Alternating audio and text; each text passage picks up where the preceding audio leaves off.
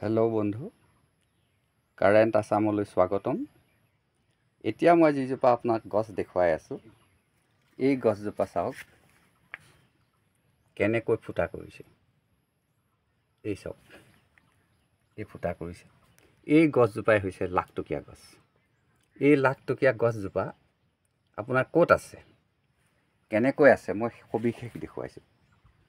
এই চাওক, এই এটা বাঁহৰ খুঁটা দেখিছে, এই এটা সাঁচি পুলি, প্ৰকাণ্ড সাঁচি গছ এজোপা, এজোপা, দুজোপা, তিনিজোপা আৰু চাৰিজোপা, এই পাঁচজোপা। মই পাঁচজোপা সাঁচি গছ দেখুৱাই আছোঁ। এই গছডাল আছে ক'ত চাওক, এখন চালিৰ তলত। এই চাওক, এই গছকেইজোপা আছে, ইয়াৰ গুৰিটো কিন্তু চালিত আছে। এই কৃষকজনৰ উদ্দেশ্য হ'ল যে এই গছকেইজোপা সোনকালে বিক্ৰী কৰি নিদিয়ে, গতিকে এখন চালিৰ তলতেই, চালিৰ কাষতেই তেওঁ গছকেইজোপা ৰুই থৈছে। এই যে ডালবিলাক দেখিছে, এই ডালবিলাক অলৰেডি কাটি দিছে, সাঁচিৰ ডালবিলাক কাটি দিছে। অলপ এডভান্সকৈ কাটিছে, কাটিব হোৱা নাছিল, তথাপিতো কাটিছে। আপোনাৰ বাৰীতো যদি এনেকুৱা সাঁচি গছ আছে, তেতিয়াহ'লে আপুনি ডালবিলাক কাটি পেলাওক। আৰু এটা আপোনাক আজি সুপৰামৰ্শ দিম, যদি আপোনাৰ ঘৰত থকা গছজোপাত আপোনাৰ মাল নাই কিন্তু ডাঙৰ হ'ল, তেতিয়া আপুনি ফুটা কৰিব দৰকাৰ নাই। আপুনি এখন কটাৰী লৈ, ভাল আগ থকা কটাৰী লৈ এনেকৈ কিছু ঘাপ দি দিয়ক।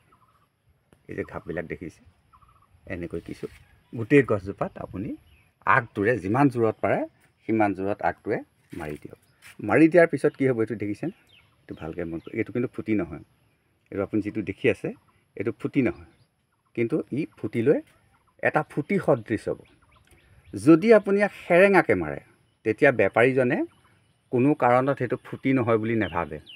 যদি আপুনি ঘনকৈ মাৰে, তেতিয়া তেওঁ গম পাই যাব যে এইটো ফুটি নহয়। গতিকে আপুনি কৃত্ৰিমভাৱেও মাল বনাব পাৰে।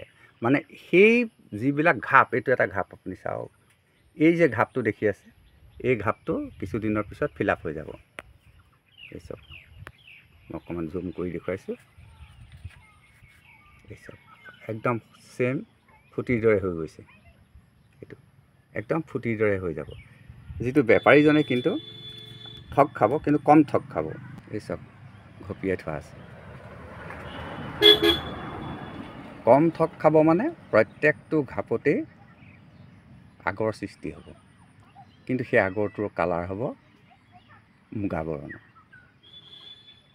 এতিয়া চাওক, এইখন এখন বাগান হয়, বাগানখনৰ মাজত কিমান সাঁচি গছ আছে আপোনাক দেখুৱাই আছোঁ। গোটেই বাগানখনৰ ভিতৰত এই যিমানবিলাক গছ দেখিছে, গোটেইবিলাক সাঁচি গছেই হয়।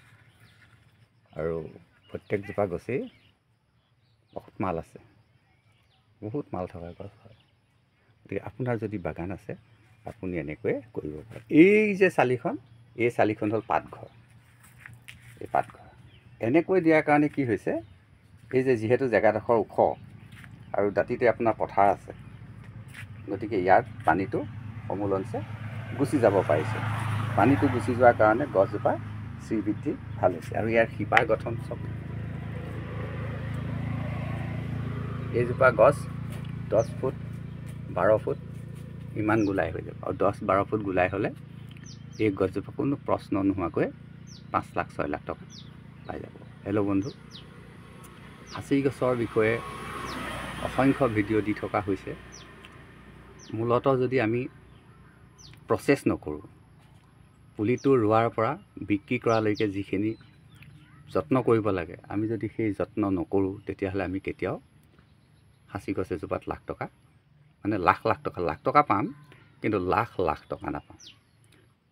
আপুনি 1000 সাঁচি পুলি ৰুই কষ্ট কৰাতকৈ আপুনি 10টা বা 12টা সাঁচি পুলি ভালকৈ কৰক, সিহঁতক উপযুক্ত জেগা দিয়ক, সিহঁতৰ গুৰিত সাৰ জাবৰ দিয়ক। এই গছজোপাত আপুনি কি সাৰ দিব আপুনি মন কৰকচোন। বাগানৰ পাতঘৰৰ দাঁতিত এটা পুলি ৰুই থৈছে, ইয়াত কেতিয়াও সাৰ দিয়া নাই, কিন্তু আপুনি জৈৱিক সাৰ দিয়ক, গোবৰ দিয়ক।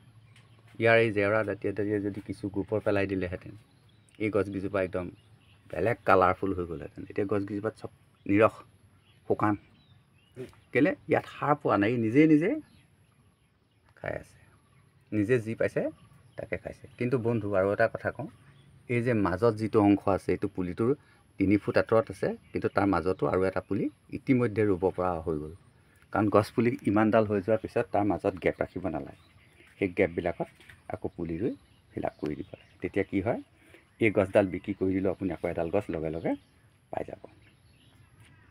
হেল্ল' বন্ধু, বেছি দীঘলীয়া নকৰোঁ, আপোনালোকে অসুবিধা পাব, গতিকে মই চমুকৈ আজি ভিডিঅ'টো শেষ কৰিছোঁ।